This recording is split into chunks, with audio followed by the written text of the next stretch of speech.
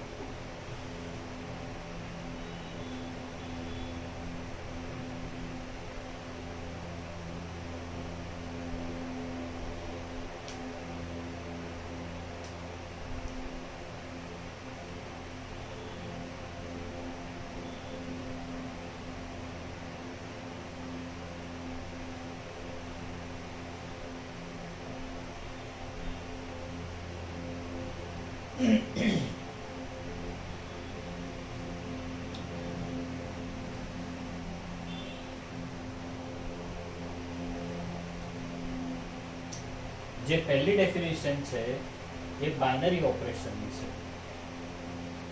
ગુજરાતીમાં એને દ્વિત ક્રિયા એવું કહે છે.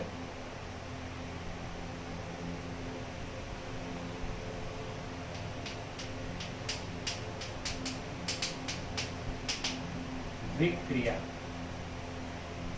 અને a mapping star from A cross A to A is called binary operation.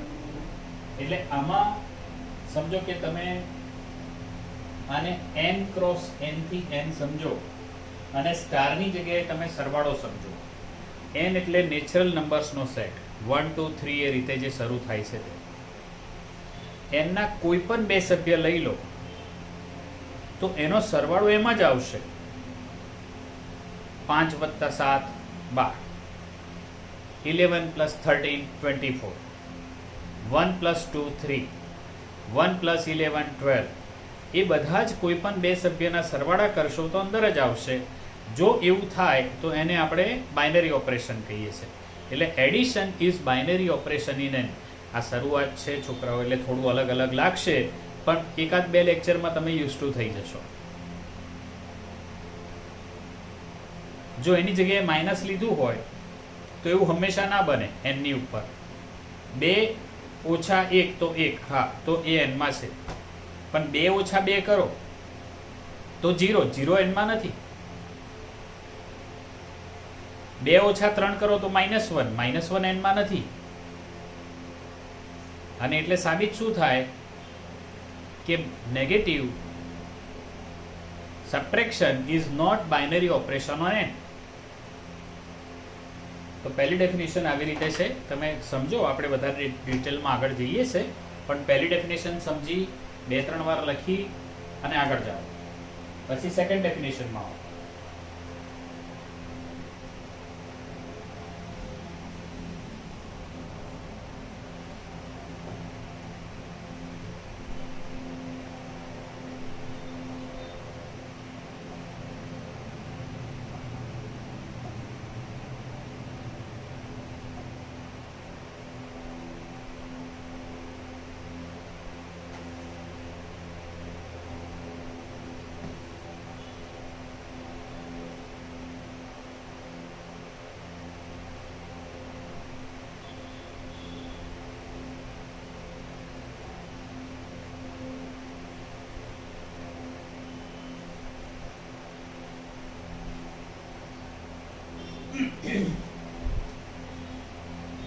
તો આ સ્ટાર જે છે એનો મતલબ એવો નથી કે કોઈ પર્ટિક્યુલર સરવાળો જ લેવાનો, બાદબાકી જ લેવાની. જો તમે અહીંયા ગુણાકાર લો, એને બંને એની જગ્યાએ તમે n લઈ લો. હવે ગુણાકાર લેશો તો અહીંયાના કોઈ પણ બે સભ્ય હોય એમના, એનો ગુણાકાર પાછો એમાં જ આવે, પણ ભાગાકાર ના આવે.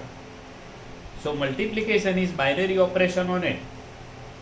Division is not binary operation on it. એટલે 2/3 કરો તો 2/3 n માં નથી. ક્લિયર છે?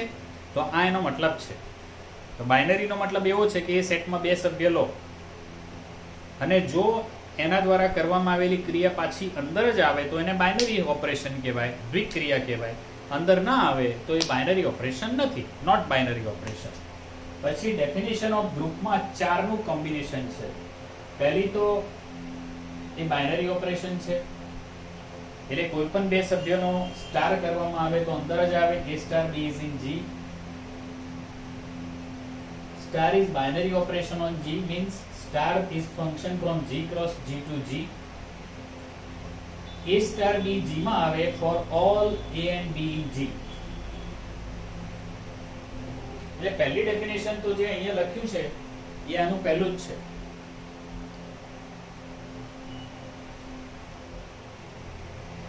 સેકન્ડ માં star is associative in G. આપણે ગુજરાતીમાં આને જૂથનો નિયમ કહીએ છીએ.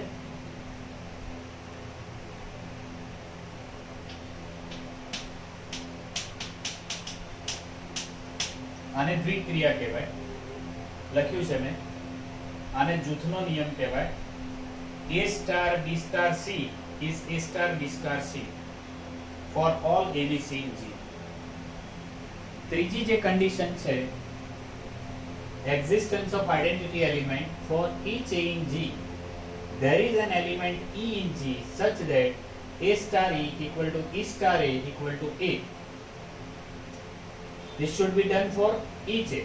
તો એને શું કહેવાય? Identity element. ગુજરાતીમાં કહેવાય એકમ ઘટક.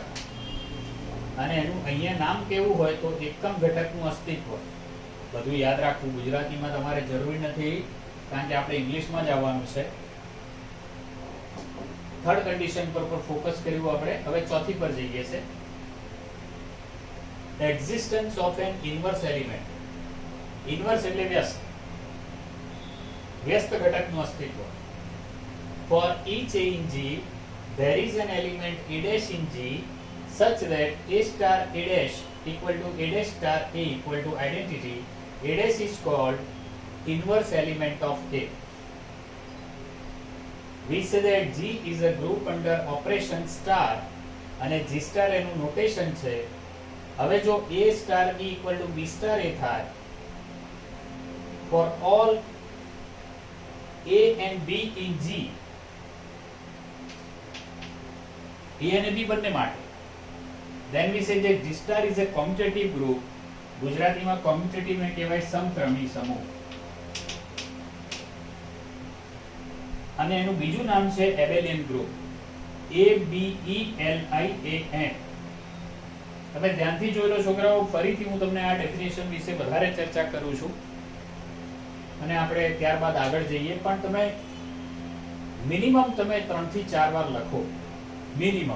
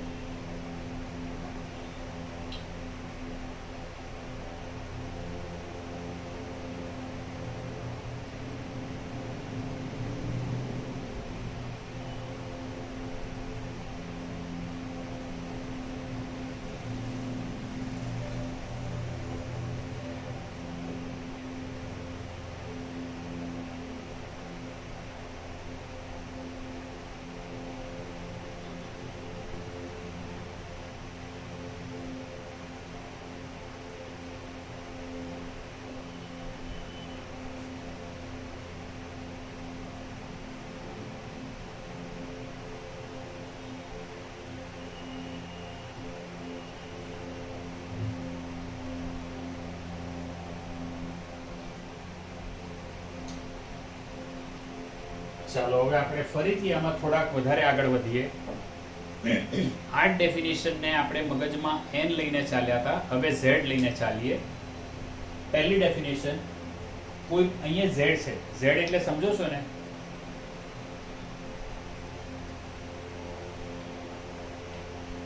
n 1 2 3 4 5 up to infinity. પણ જો એની જગ્યાએ z હોય -3 -2 -1 0 1 2 3, આ z છે. n is subset of z. આના કરતા z મોટા છે, દેખીતી રીતે મોટા છે.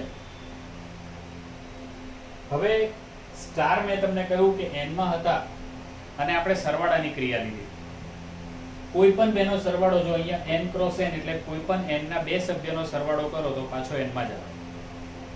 પણ હવે આપણે એને z લઈએ અહીંયા, તો કોઈ પણ બે z ના સભ્યોનો સરવાળો કરો તો z માં જ આવે. આના કોઈ પણ બે સભ્ય લઈ એનો સરવાળો કરો, અંદર જ આવે. ક્રિયા સરવાળાની, કોઈ પણ બેનો સરવાળો કરો, z ના સભ્ય હોય તો z માં જ આવે. z માટે બીજી વિશેષતા એ છે કે એમાં બાદબાકી લો તો બાદબાકી કરશો તો પણ પાછી અંદર જ આવશે. z ના કોઈ પણ બે સભ્યને બાદબાકી કરો તો અંદર જ આવશે, ચેક કરો.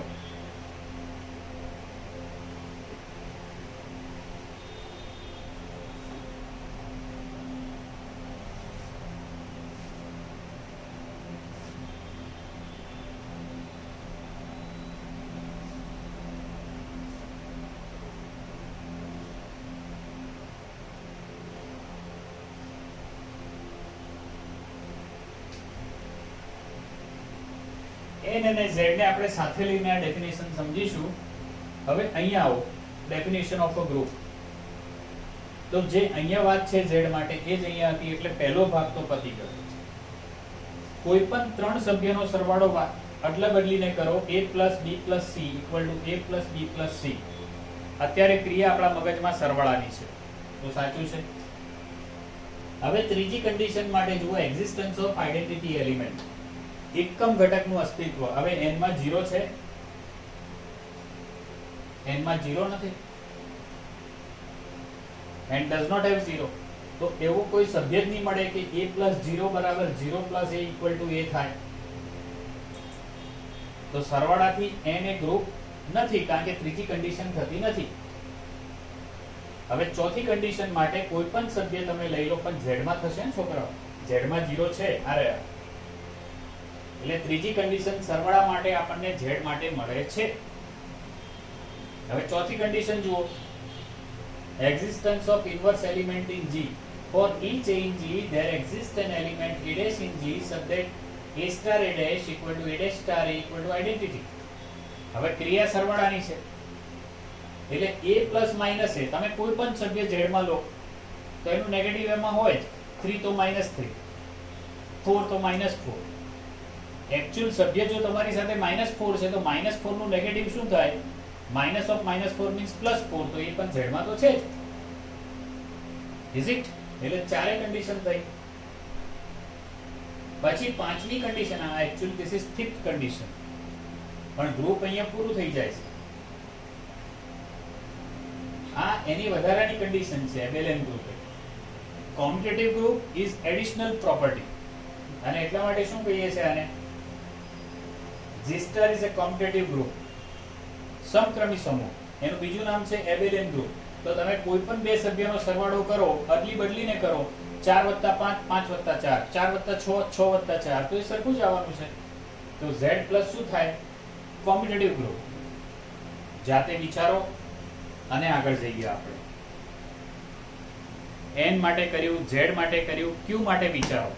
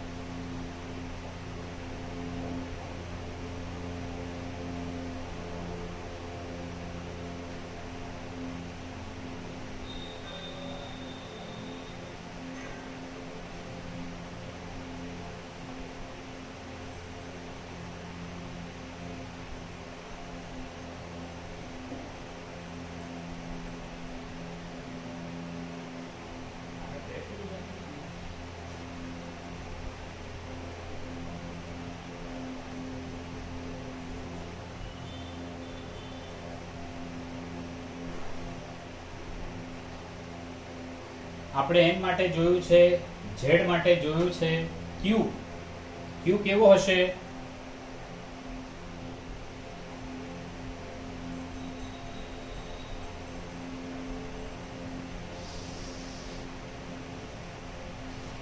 q સમય સંખ્યાઓનો ગણ, સેટ ઓફ રેશનલ્સ ઇંગ્લિશમાં કહેવાય, that is m by n,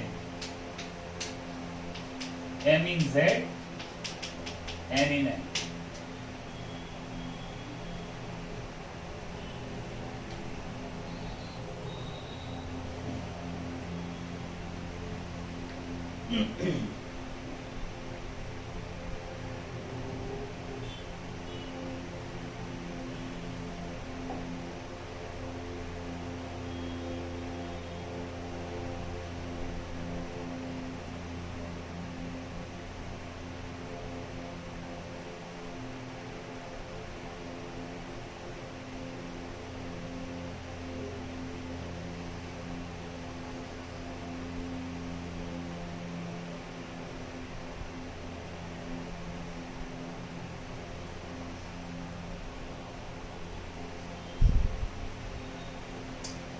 જો q ના સભ્ય છે m upon n, m z માં છે, n n માં છે.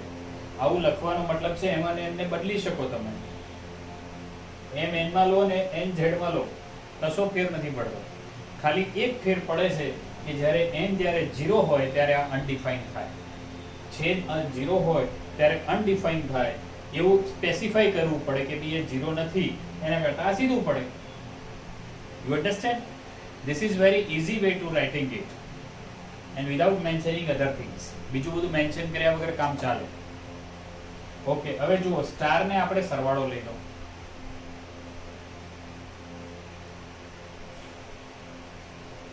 કોઈ પણ બે સભ્યનો સરવાળો q નો q માં આવશે. અત્યારે હવે આપણે રેશનલ માટે વાત કરીશું. આને શું કહેવાય? સેટ ઓફ રેશનલ્સ ઇંગ્લિશમાં, અને સેટ સમય સંખ્યાઓનો ગણ ગુજરાતીમાં કહીએ છીએ. એસોસિએટિવ લો થશે 0 છે એટલે તમને આઈડેન્ટિટી મળશે,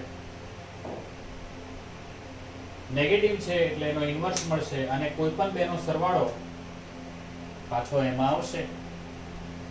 એટલે સરવાળાથી q પ્લસ a ગ્રુપ થશે, a પ્લસ b બરાબર b પ્લસ a થશે બધા જ q ના સભ્યો માટે. એટલા માટે એબેલિયન ગ્રુપ થશે.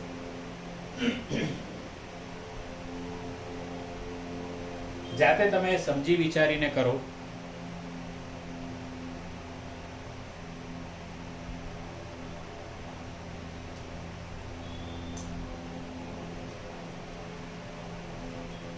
હવે મારા મગજમાં બીજી વાત આવે છે મલ્ટીપ્લિકેશન માટે. તમે n z q આ બધા માટે મલ્ટીપ્લિકેશન થી એ ગ્રુપ થઈ શકે કે ના થઈ શકે એ વિચારજો, ડેફિનેશન તૈયાર કરજો. આ લેક્ચર આપણે અહીંયા પૂરું કરીએ છીએ, નેક્સ્ટ ટાઈમ આગળ જઈશું, પણ આ ડેફિનેશનને પાછી યાદ રાખ કરીશું અને પછી આગળ જઈશું. C you in the next lecture. Thank you very much.